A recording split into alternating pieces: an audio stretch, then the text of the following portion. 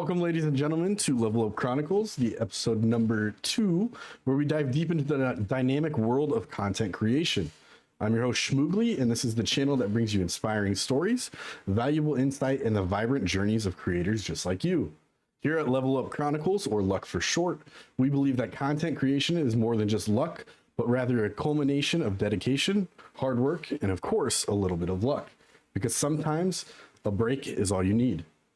This isn't your average podcast style channel. Luck is a platform that gives exposure and celebrates creators who possess that undeniable spark. The passion to turn their dreams into a living reality. We understand that success is within reach for those who have what it takes, but often lack the exposure they need. That is why I created this channel. So whether you're a master of Call of Duty, you dabble with Minecraft, or you're an extraordinary storyteller, Level Up Chronicles is the place for you. Our platform welcomes all creators of all types, from gaming enthusiasts to vloggers, animators, musicians, artists, and everything in between. We're here to introduce you to a wide range of creators, bringing you their stories and showcasing their content. So grab a seat, get ready to be inspired, and let's check out this remarkable journey. Today, I have with me Greasy. How's it going, Greasy? How's it going, man? Pretty good. Welcome aboard. I just reached out to Greasy, gosh, I don't know, a couple days ago, and he was like, yeah, I'm down. Let's do it. So completely down. Yeah. For sure. So me and Greasy kind of know each other through our organizations a little bit. So I'm in a organization called Team Name Loading, and we are associated in regards to each other of just knowing each other's members, I would say. So well, Greasy, give me a little introduction about yourself. Kind of tell me where you're from, how long you've been doing content, how's it creating content with family, etc. Yeah. My full name is Grant Reese, aka Greasy. I grew up in like Southern Illinois, like real Southern Illinois, so nowhere near Chicago, none of that stuff. Yeah. I have a wife. We just had our first kid a year ago, so he's 1 now, and that's been a whole process in itself, trying to do this and on top of having a kid as well. Of course. I've been in the military for 10 years. I work as a maintenance operations controller, which is basically I overlook everything that's going on in the maintenance world for our tanker aircraft mission. Other than that, I've been creating content for about 3-4 years now. I've been streaming longer than that, but I wasn't creating content during that. But yeah, other than that, that's me. Welcome. That's awesome. I didn't know that you were a military guy. My dad was in the military too. So I'm a military back, grew up. Where are you stationed right now? Scott Air Force Base. Oh, okay. Yeah. Awesome. Love it. Yeah. And a 1-year-old. So I understand that too. I have a 1.5-year-old. So creating content when you have a kid is definitely a struggle. I literally have him pulled up on my phone as we're talking right here, watching him on the monitor. So, I mean, this is just what we have to do. And like I've said previously, like you don't do this unless you're dedicated. And clearly as a father and a husband, you're dedicated to do this at night when the kid's asleep and the wife is doing whatever. So I definitely understand. Streaming and content creation are definitely don't go hand in hand if you're not wanting it to. So you said you did stream before and not make content. How has streaming been making content? Do you think it's been more fun, less fun? How would you say? I would say more fun, just because of the fact streaming without content. Let me go into that first. Streaming without content. You are streaming to absolutely nobody but your friends. The people that know you close are watching, coming in, checking out your stream once in a great while. But you don't know anybody. Nobody knows you. Nobody's going to go down to the bottom of the Twitch list. And if they are, they're looking for you to come to their stream too. So, I mean, in the end, the streaming without content wasn't the way to go. I mean, when I started out streaming, I was streaming Fortnite, and when it was just at its peak, though, I was killing it in Fortnite, and one of my buddies was just like, "You should definitely stream this. You're like killing it." I streamed that, and then Blackout came out. Mm, And yes. I've always been a Call of Duty fan. And when Blackout came out, I dove heavily into that. And I was like top 500 in the world on the leaderboards. I played almost every day before work. Um, it was just one of those things that I just like was just like I picked it up and I knew how to play the game and I figured it out and I started getting into BRs that way. Once that happened, I was watching guys like Joe and Peep, they were dropping content, and like on Twitch I was watching them during the day and everything like that, and they were dropping like what kind of guns to pick up and everything else like that. And I, like watching that and then seeing that and seeing how they grew from where they were. That was one of my bigger inspirations in that too. So like I knew that if I wanted to grow anymore, I'd have to create content. Content had to happen. So Of course, and that's one huge misconception when it comes to oh, you're a content creator, you just play games. No, there's so much that comes to it. I mean, I imagine, correct me if I'm wrong, you're editing, you're recording, you're doing everything. So that's what a lot of us are doing. We're editing, we're recording, we're doing podcasts, we're doing whatever we can to get our name out there and to help other creators. And that is why I did this, because I want people to know the people that I like and people I enjoy and the people that I'm associated with. And this is awesome. And hopefully this platform can help you a little bit. That would be wonderful. That would that would be great. So you are involved with a organization named Killer Instinct Gaming. So explain to me kind of how you found them and how you kind of got picked up by KIG. Well, to be honest, I think it started out with Hugh. He found me on Twitter. I just started getting back onto Twitter. I started posting my TikToks onto Twitter. He found me on Twitter and he followed me. And as soon as he followed me, KIG followed me. Then, I had Clip follow me. I had all these guys from KIG start following me. And I was just like, well, these guys seem pretty cool. Yeah. So I had them follow me for a little bit. Me and Q ran a couple games on Warzone for a little bit, and he goes, hey, we have this recruitment challenge coming up soon. Why don't you jump into that? And at the time, I was in between literally two, KIG and Vove both did a recruitment challenge.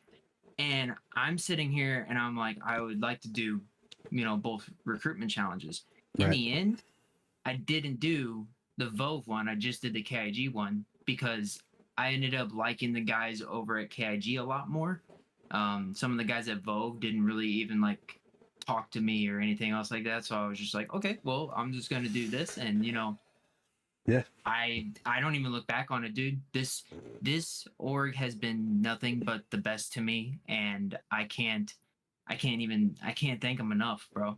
Like, the following that I got out of this, the exposure that I got out of this, and the exposure that I brought to them too. Like I took some of my community and brought them over to KIG. Like immediately KIG did like a Warzone tournament.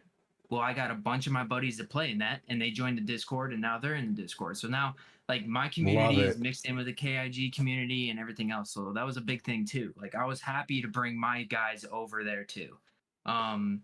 The recruitment challenge, though, it went as good as it could have. I dropped a killer video. It's on YouTube now, but yeah, they loved it. I got picked. There's a bunch of other creators on there that were amazing as well. But yeah, I was stoked. I was actually at work whenever they did the whole recruitment challenge winner, and I was fist pumping and just partying my ass off. So. Love it. That's amazing. That's great. And it's crazy you say that this happened at work, because some people don't, I guess, share this side of themselves with other people. So how has that came across at work? I know, I'm sure the military, they're very accepting of things, so I'm sure it went over well. Yeah. No, it did. The content side of things, with work and everything, it's kind of tough because Mm, like I can't I can't really do too much content or anything at work because we have some secured areas where I can't even have my phone in there. I can't do any of that stuff. I can't really film outside or inside my office too much. The break room is basically where I'm limited to. yeah. So that's the tough part with that. But other than that, my coworkers are super supportive of this type of stuff. I mean, most of them are gamers in the end, Right. and while they may not catch a stream all the time and everything else like that, they still drop them follows and likes and everything else that on my YouTube's, Right. TikToks, all my socials. So I don't really expect, like, I've never expected them to jump into a stream. Once in a great while, they'll stop by a stream or something like that.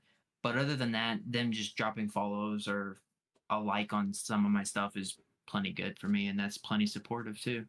I agree. Yeah, that's a huge thing when it comes to content creation is just networking. I mean, and Twitter is a huge part of that. I mean, like I've met so many people on Twitter just from posting my stuff out there or retweeting or commenting, and Yep. that's just huge when it comes to content creation because again, that's just another aspect to grow your channels and to grow your community. Another question I have here for you: how would you say you differentiate yourself between other content creators? So I guess what makes you kind of unique in that aspect? I do know you did talk about you had some inspiration there, and I can see that from your YouTube. You got the class setups, which is great. Yeah. Just kind of walk me through that a little bit. All I gotta say is skill issue. Ah, there you go. Love Yeah. it. So to a point, it's skill Yeah, issue. yeah. Uh, so I'm good enough at these games. I've been playing Call of Duty since I mean, I told you the big red one. That was my first Call of Duty I've ever played in my life. Yeah. My mom walked in on me playing it and she got mad. Rated She R. got Yeah. she got pissed. She got pissed. So I'm sitting there playing that. Um, that got me hooked. And then Modern Warfare, Call of Duty 4, COD 4 came out, and I was playing competitive in that. I was playing S&D tournaments. I was playing wagers. I was doing game battles, MLG days, all that stuff. I was doing all that, and that really got me into like playing competitive COD. Just sweating and getting better at the game. Right. Um, I I got better at the game, and obviously I have a good gunny and everything else like that, and that separates me from a big percentage of the casuals that play in COD. Because most of the casuals, whenever they check out a stream or something like that, nowadays it's all about kills. Right. Some like kills on high kill games is what sells unless you're an entertainer. And I try and bring that entertainment aspect to it sometimes too. Um, like some of the entertainment side of it is like my buddies that get on late at night and stuff like that. Like they're funny. Like we're cracking jokes, we're doing all this other stuff. Some funny things happen during the game. Like whenever we're not playing in tournaments and stuff like that, we're always trying to have fun on the game, doing stupid stuff, Right. everything like Shields that. RPG, like whatever. Yeah. Exactly, Yeah. Yeah. exactly. Riding around in cars and just pulling up on teams. Like, Right. I mean, yeah. That's what it's I mean, about. That's but how we fell in love with gaming is the fun. So that makes sense. exactly. Yeah. But other than that, I'm not the best player in the world. I'm not a professional. I don't play this game every day. I mean, I try and play as much as I can to stay, at that level that I'm at or get better on that aspect, but I'm not a professional. I'm part-time, streaming. I'm working full-time. I have a kid, I have a wife, I have to, I have other responsibilities and everything else like that. But Right. what separates me from most of these other streamers is the skill. I can break cameras. I can put gunnies down. I can drop a whole team of Timmies. It's like all that kind of stuff. And then on top of that, I try and bring some of the entertainment aspect to it. So, um, well, I'm not performing, I'm not dropping 50s every game or something like that. Right. I'm still dropping, 20 kill games and still having fun with my friends. So that's what differentiates me. Love it. That was the response I was looking for. That's definitely good. We love a confident Yep. creator, and that again, if you're confident with your creations, then people will see that. Do you have any like rewarding moments? So I know joining KIG is probably a rewarding moment for you as a content creator, but like through like your growth and interactions with your audience, like what is something that kind of lets you keep going with your content? I would say that for content wise, what keeps me going is the constant not really like rewards, but the constant uplifting comments that I get. Absolutely. And you get the bad ones, obviously, you get the good ones, but when you get those really good ones, the ones that like someone says like, yo, you're cracked or you're nasty, definitely following or subbed or anything like that, that's what keeps me going. Love it. The whole, I mean, a lot of content creators doing it for the money, and Yep. money is a big thing. Money, obviously money is a big thing, and anybody that says it's not about the money, they're lying, because the money, what that does is build up your content. So you get the better cameras, you get the better audio, you get everything else, and that's what that money goes towards. Every single cent of my Twitch earnings or anything else like that goes back into this. I never use it for anything else. It actually goes into a separate account. Love it. So Yep. That's great. I mean, that's what I have. That's what I've always done. I mean, I like that even goes into the fact of like I pay like Fiverr and get like the YouTube pop-ups or the like a kick pop-up or something like that. That's Yeah. like $8.99 for one of those pop-ups. Like Right. Crazy. yeah, exactly. It's like the money has to come in somehow. But whenever you get, I would say also, whenever you get a video that just pops, it's the most unbelievable feeling. Um, I had recently, just like a couple months ago, I had my first video hit like over 150K on TikTok, and when it was going, and it was it was one of those videos that was super slow at first. It started off like 300 viewers, and then like 400 viewers, and then it stayed at 400 for a little bit. I was like, okay, yeah, it's just gonna be another video Right. basically. So out of nowhere, man, I literally checked. I woke up, when I wake up, I check all my socials. I woke up and I looked at my TikTok thing, and my notification said 99 plus. Wow. And on that, I'm sitting there and I'm like, That what feeling. just happened? And I opened it up, and there was it was over 100K, and it was just kept climbing, and there was 800 plus comments, like over 1,000 likes. I was just like, that feeling right there is what like kept me going and keeps me going with the videos on TikTok, on Twitter, on YouTube, everything like that. Like just recently, I have a video on YouTube that's going over 1K, about to be at 1K right now on a full length, full term video. So I mean, like that's what keeps doing it, man. Yeah, love it. I mean, it's all about the roller coaster when it comes to the content creation. I mean, you're gonna get the videos like you said that get 300, and then you just get one that hits, and it's the one that hits that keeps you going, and that's exactly how it should be. I mean, you're working your butt off to edit your own. You're working your butt off to record everything, and it's great when that actually happens, and that's wonderful. I guess, is there anything that you learned from that video specifically that we talked about that you brought into your other content after the fact? Because before that, did you have like consistent views, 300, 1,000, somewhere in that range probably, and then you hit 150 and now you're kind of getting that consistent? Is there anything that you kind of did differently? So with that one video, it was a controversy video in the beginning, and I was actually wrong in the video. I was wrong in the video. I got my information from it was about the CDL. It was about the ranked play. The multiplayer ranked play. It was about the reset on ranked play. I said in the video what Toronto Ultra posted, and that's where I got my information from. And I figured, that's a CDL team. They should know their shit. They were wrong. And I was wrong. There you go. And the big thing about that was a lot of the people in that video and in the comments went through there and they were just, saying, you're wrong about this. It's like, the reset's going to be completely different, everything else like that.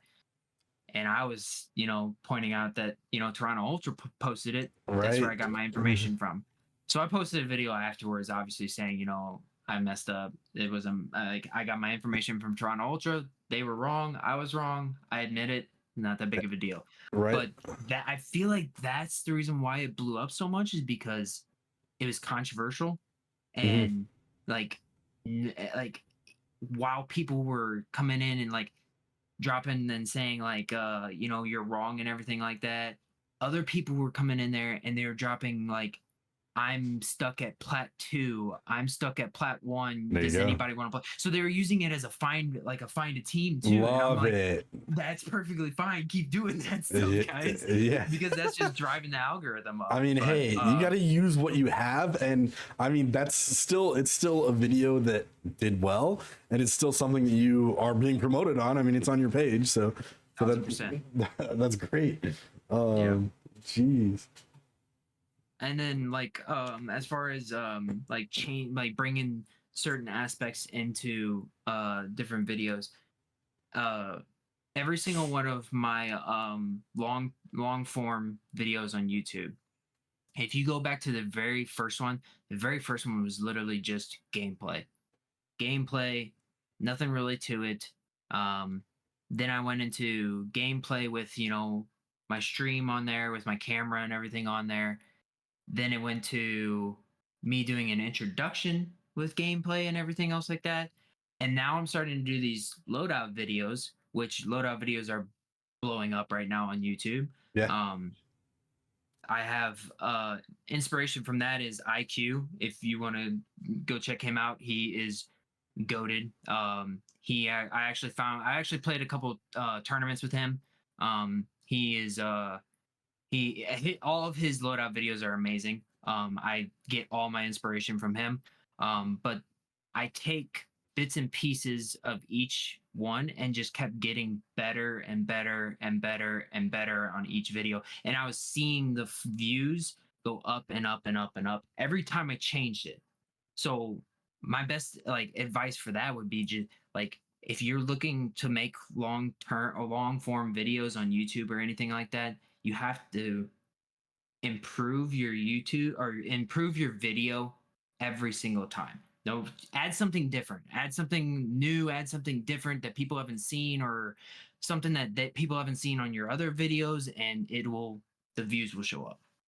Yeah, definitely. And I think that's another thing that's kind of controversial in the content creator world of like, I mean, I've been seeing it all over Twitter with like Lucci and whatnot. He recently went into DMZ, and he's doing a lot of DMZ work, and that's great for him. But then he has a lot of copycats.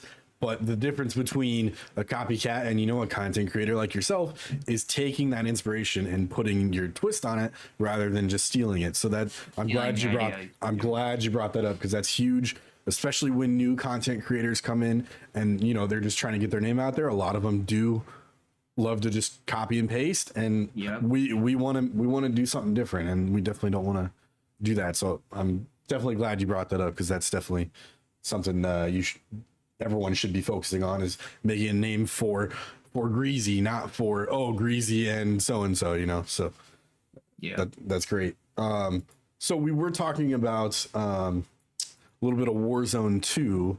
Now, how do you think Warzone 2 compares to here we go. How do you think Warzone 2 compares to Warzone 1? Yeah. Oh boy. Okay. Well, we'll just dive right into it. Yeah. I loved slide canceling. I loved breaking ankles. I loved the movement of Warzone 1. Yep. It never I never thought that it was ever going to change, honestly. When they brought up this new aspect of Warzone 2, or whenever there was hints of Warzone 2 coming, Warzone 1 felt so good at the time. At the very end there, everything was balanced. The weapons were balanced. Everything felt amazing. Warzone 2 shows up, and I mean, it is what it is, man. It's no movement. It was, clunky at first. I mean, the servers are still very, very bad now, but I just feel like, as much as they say it wasn't rushed and that they've been building that for a while, it felt like that game was Warzone 2 was very much rushed. That game, you had, I don't know if you remember or not, but you had to pick up a vest. You had to pick up a vest to put like plates on and everything else like that. And you had to individually pick up each weapon, and it wasn't the vomit system. Whenever you opened up a box or something like that, it like stuck out, and then you would just like, you would have to pick which, like, you couldn't differentiate anything. And the movement in it obviously was super, super slow. You couldn't move. You couldn't even plate and run at the same time. You had to choose whenever to plate or to fight. I mean, the beginning of this game, I tried, man. I played in plenty of 2v2s. I played in a bunch of other things like that. I even dove into some like actual like Twitter professional tournaments with my buddy on 2v2s. And these guys, I think at the time we were just in the mix with these guys because the skill gap was, I mean, it wasn't really a skill gap, but like the new game was just like so unfamiliar with everybody, even the pros. Like we were playing against like FIFA Kill, like Tommy, Rated, Braxton, Hisoka, Jowo, all those guys. Exact was in there too. Like, we're playing against all these guys, and we're actually, winning some matches. We never won a tournament or anything like that, but we won matches against them. But I feel like that was only because the game was so unfamiliar and so just, in other words, bad. But now I feel like the game, with the way it is, ranked play and everything else, this game is actually better than Warzone 1 to a point, because Warzone 1 had the movement and everything. Yep. And I'm not going to lie, I gave up on this game midway through and went back to Warzone 1 for a little bit. I went back to Warzone 1 for like 2 games. I played 2 games over there, and it felt terrible. The guns had no recoil. It was all just point and shoot. I couldn't slide cancel anymore. I forgot how to. I mean, it was just like, that game was so foreign. I didn't like that one. So then I was like, I'm going to come back to Warzone 2. And then they finally, season 3, they finally implemented all the new movement and all the plating and running and busting through doors, and dolphin dive was like faster, so you could pull your gun up and shoot. We have water. Exactly. We have water now. Yeah. Some of those plays in the water are crazy when it comes to Warzone 2. Man, that F-Tac Siege lately is ridiculous in the water. And I don't know if it's a good thing or a bad thing that everyone's using it, but I mean, hey, you got to adapt a little bit. So, I mean, I got one on a class just for, if my, if it's a water, like a ending circle in the water, I'm grabbing that. Yeah. That gun's the only pistol out there. So, I mean. Yep. We'll see how long those last, though, right? Yeah. It's always the good guns that they always take off. So it's like, oh no, great, here we go. Would you rather the backpack system be like it is now, or would you rather blackout backpack system where you got to click? Blackout backpack system, where you have to go into the the inventory and select. Because I don't know if you remember when Warzone 1 came out, coming from Blackout, that was a huge controversy of, oh, this backpack system is horrendous. I can't find my stuff. So now it's like, I don't know, man. I feel like for controller players, 1,000% Warzone backpack system. Yep. For keyboard players, they can get it. Click It's and like drag. Apex. They can get in there and just swipe their mouse and click everything and grab everything as much as they can, and then get out of the fight. Right. So I mean, that's true. Preference. I definitely have been killed so many times in Blackout, just getting inside that bag and getting lost in the bag. That's true. That is true. The nostalgia of Blackout, though, my gosh. I kind of the Paladin 50 cal sniper you can get, bro. Yes, there you go. Oh my god, and those circles, and I will say, Warzone 2 now, Season 3, Warzone 2, to me is in a way kind of feeling more towards Blackout than it is towards Warzone 1. Just thinking about it now, us talking about it, it's definitely feeling like that, because we had water in Blackout. Those water plays were always insane. Boats and Blackout. So I mean, it's definitely a move in the right direction. But then of course you have the announcement of, or I guess not official announcement, but the announcement of the next Call of Duty, Modern Warfare 3. And I guess, I don't know if you've heard or read up on it. I assume you have, just being a COD content creator. Are you excited for this? Do you think it's going to be a step in the right direction? Do you want it to be like Advanced Warfare? Do you want it to be jetpacks? What's kind of your take on that? So I know that Sledgehammer is doing the development on it.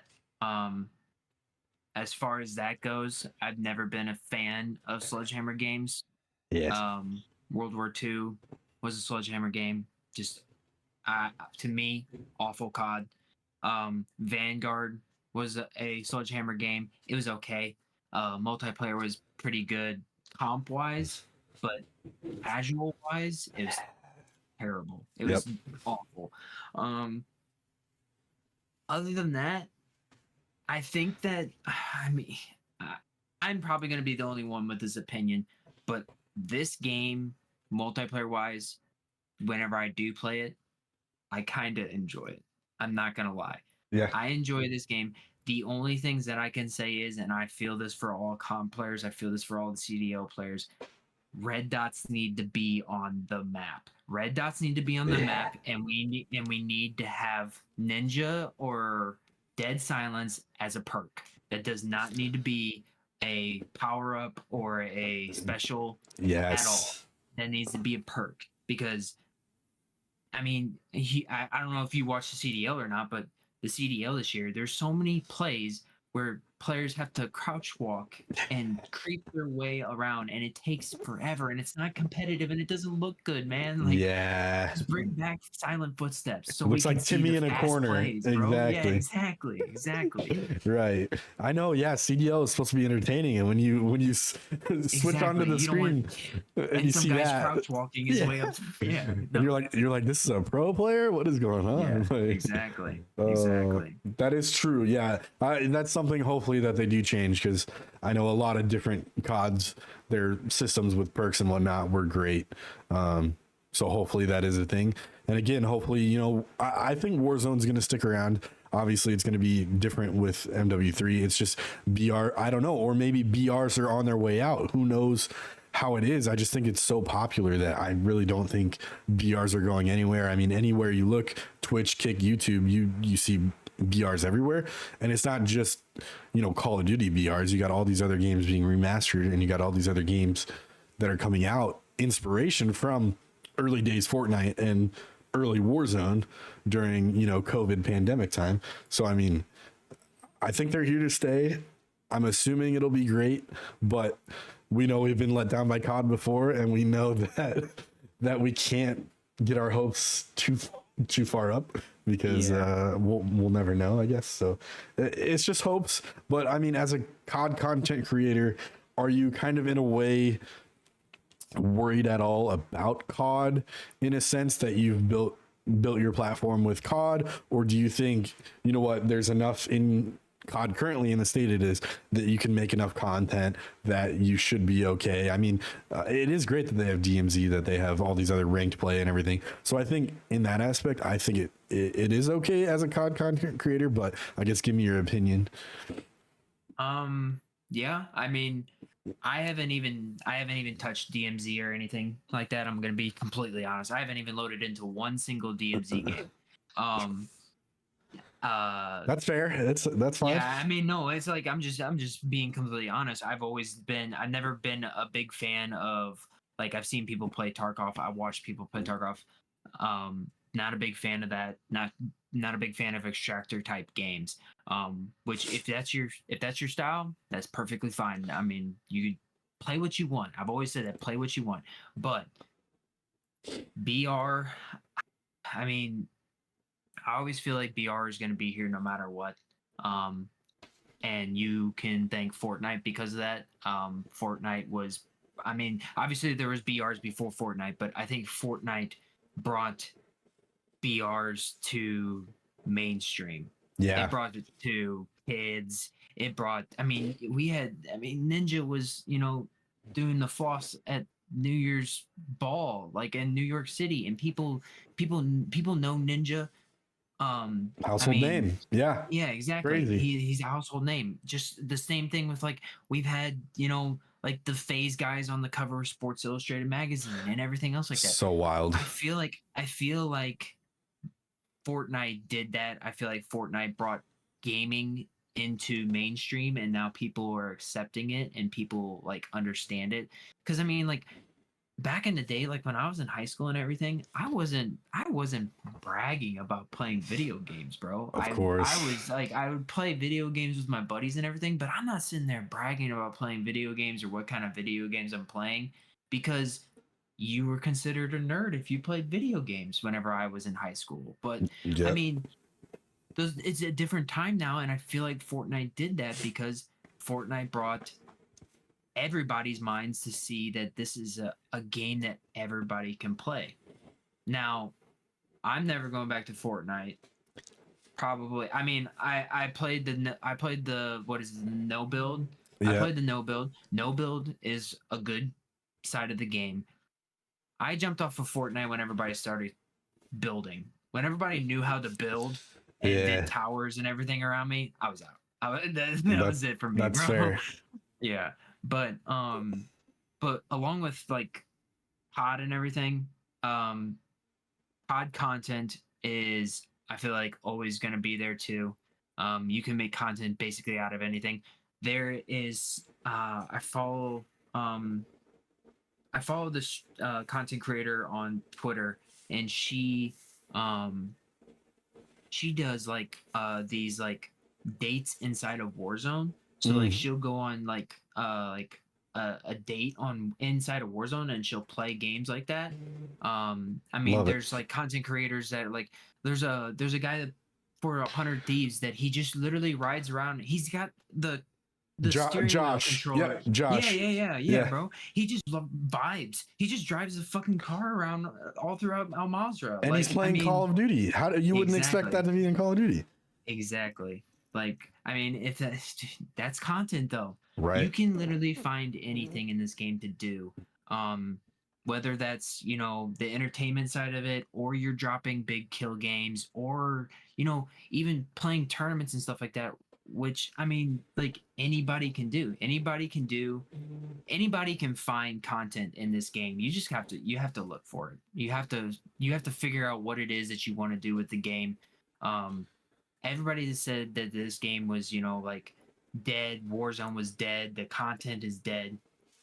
I still see it all over my For You page. So it's not dead. You can say that it's not dead. Like, everybody was jumping over to Warzone 1 because they were saying, oh, Warzone 2 is like bad. Like, I'm not playing Warzone 2. The content isn't there. Nothing's there. I can't break cameras. I can't do all this. Right. All the movement demons. Right. They all moved. They all went back to Warzone 1.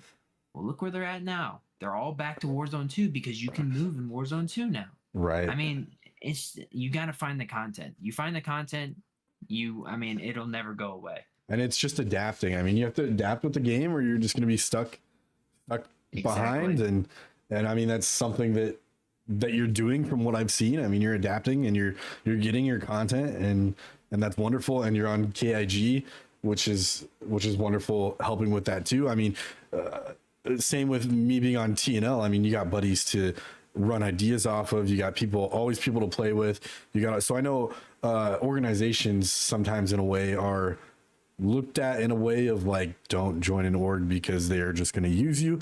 But really, I guess from my perspective and probably from your perspective, it's helped me meet a lot of COD content creators. It's helped me meet a lot of friends that now I talk to every single day on Discord. Like, I mean, it's definitely a thing. But yeah, there are some orgs out there that are not wonderful. But I mean, it's just finding the right people. As long as your friends and your buddies are in this with you, then that's what's important. I mean, you can't do this without support from anyone, really. Like we talked about before, you were just streaming, and you're streaming to your buddies at work or family, and that's hard when it hard to get motivation when you see one or two viewers or none. So definitely something that the listeners, if they are thinking about joining an org, just make sure you're finding the right one, and make sure you're definitely doing your research before you do it, and don't just say I'm joining this org. Like, you got to really do your research and know what you're getting into, because you never know what's going on.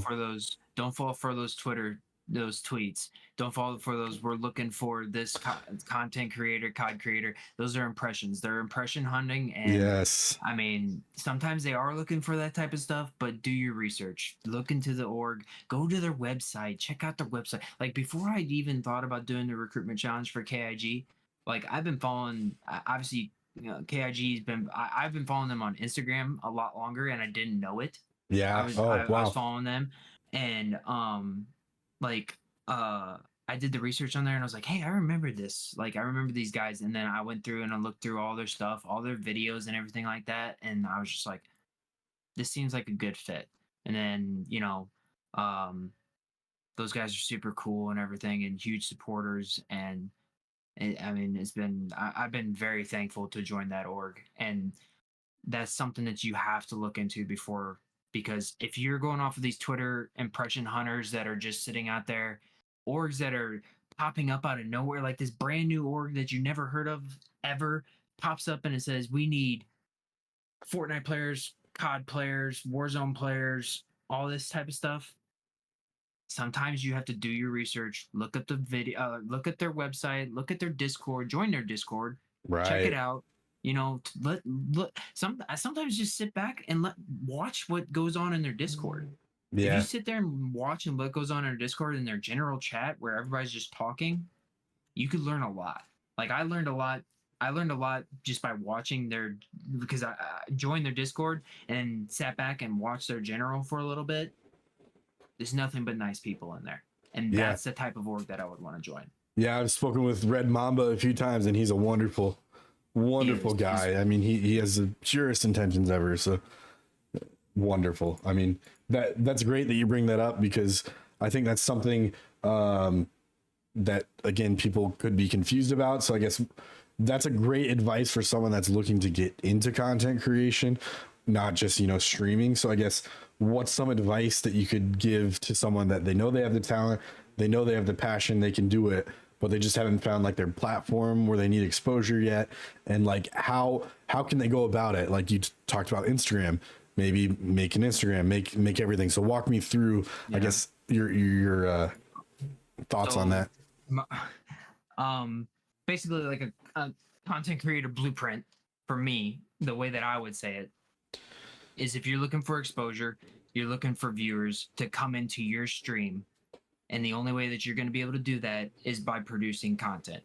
You can sit there and say that certain, like, YouTube has better discoverability, or Twitch has better discoverability, or Kick has better discoverability. There's no discoverability in there. You get lucky and somebody clicks on your stream, that just happens. Right. That, like, I would probably say 5% of my viewers on Kick or Twitch. Let's just go with Twitch right now, because Kick's building up right now, but let's go with Twitch. 5% of my followers on Twitch are from randoms that just stopped in the stream, saw me, or they viewed, like, some of them. I've had guys come in and say, I searched military streamers and I use that as one of my tags. So that would come up, and I would come up in their like discoverability page. So then they would click on my stream, and I'm saying 5% of those people were my followers. The other 95%, those are people coming from TikTok, from YouTube, from Twitter, from Instagram at the time. So my best advice that I could give anybody, and this is gonna suck because content creation is not fun. At the end of the day, it is fun seeing all the progress and everything that you get out of it, but the actual editing, creating, all that kind of stuff, it's not always the best time. I do 3 TikToks a day or 3 shorts a day. I use 2 of those for YouTube, and I used to post to Instagram. I stopped posting to Instagram. Instagram was not getting me any discoverability or anything. I wasn't getting as much out of that as I was TikTok or YouTube Shorts. So 3 TikToks, 3 shorts a day, and I would do 3 TikToks a day, 2 YouTube Shorts a day. Posted once in the morning, once at night, like 10:30 at night, right before people are going to sleep or something like that, or people are getting on to play games. And on top of that, like tweeting as much as I can. I try and get at least 5 to 6 tweets a day, even if that's just responding or retweeting something. Right. That's another huge thing. Streaming on top of that. Everyone says, create content before you stream. I use streaming as my content. I take clips. I record all my streams so that way I can pull the footage off and put it into, my editing software and do all the editing and everything like that. I usually use like the weekend to get all my editing done and get as many videos as I can done. So that way I can just post throughout the week and not worry about editing and clipping and all that other kind of stuff. Sunday nights is usually whenever I try and get that stuff done. Other than that, once you get your algorithm going on your YouTube, on your TikTok, you will start to see the consistent numbers. Like right now, I'm sitting at, no matter what video I post, no matter the time, no matter anything like that, on TikTok, I'll post 3 videos, and each of those 3 videos will get over either 250 to 300 views, no matter what. So, I mean, everybody can say like, oh, well, you're not getting, you're not getting like 60K views. You're not getting this type of views. No, but each video I post, no matter what, is getting that many views. That's something different. And especially if I'm posting 1 to 3 videos a day, right, bro, that's over 1,000 people a day that's seeing my face and then putting it towards my link in my bio or something like that, or clicking on the stream. So I mean, that's the way you got to think about it. Yes, and I'm glad you brought that up, because that's a lot of things that get creators' mindsets terrible, is they don't see the, like you said, 60K or 150K. They see the 300. And I follow this guy on Twitter. His name is Moz, and he says a lot about YouTube and just gives great motivation towards creators. And he's saying 30 people in a room listening to you or watching you, if you think about it, I mean, that's a classroom full of people. That's a lot of people. 300, that's a huge number in compared to everyone in the world and the people that just happen to stumble across Greasy's video.